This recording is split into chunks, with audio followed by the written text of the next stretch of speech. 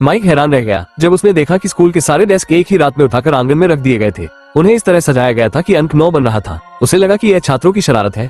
उसने सबको डांटा और डेस्क वापस कक्षाओं में रखने को कहा, लेकिन अगले दिन आंगन में बना अंक बदलकर 8 हो गया। ये देखकर माइक का गुस्सा और बढ़ गया। उसने बार बार पूछा कि यह सब कौन कर रहा है, मगर किसी छात्र को कुछ भी पता नहीं था। जब कोई सामने नहीं आया तो माइक ने खुद स्कूल में रात बिताने का फैसला किया। समय बीतता गया और आधी रात होते ही उसे अचानक चक्कर आया। वो वहीं बेहोश होकर गिर पड़ा। अगली सुबह छात्रों से उठाते हैं। माइक दौड़कर खिड़की तक जाता है और चौंक जाता है, क्योंकि अब आंगन में अंक 7 बन चुका था। उसे समझ नहीं आ रहा था कि आखिर हो क्या रहा है। उसने फिर से डेस्क कक्षाओं में रखने का आदेश दिया।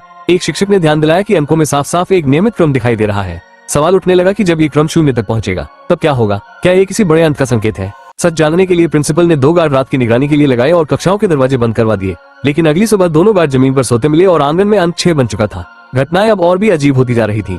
मीडिया वाले भी रात भर जागते रहे, मगर सुबह होते ही अंक 5 दिखाई दिया और वे सभी भी बेहोश पड़े थे। पूछने पर उन्होंने बस इतना कहा कि आधी रात के बाद अचानक बेहद थकान महसूस हुई और फिर कुछ भी याद नहीं रहा। डर का माहौल बन गया। माइक ने छात्रों को छुट्टियों में घर भेज दिया। सोचा गया कि अब शायद सब थम जाएगा, लेकिन अगली सुबह अंक 4 फिर से मौजूद था। साफ हो गया था कि इसके पीछे कोई रहस्यमय शक्ति काम कर रही है। खबरें फैलते ही लोगों को लगने लगा कि कोई बड़ी तबाही आने वाली है। लोग घरों में छिपने लगे और शहर में अफरा तफरी मच गई। फिर भी अगली सुबह आंगन में अंक 3 दिखाई दिया।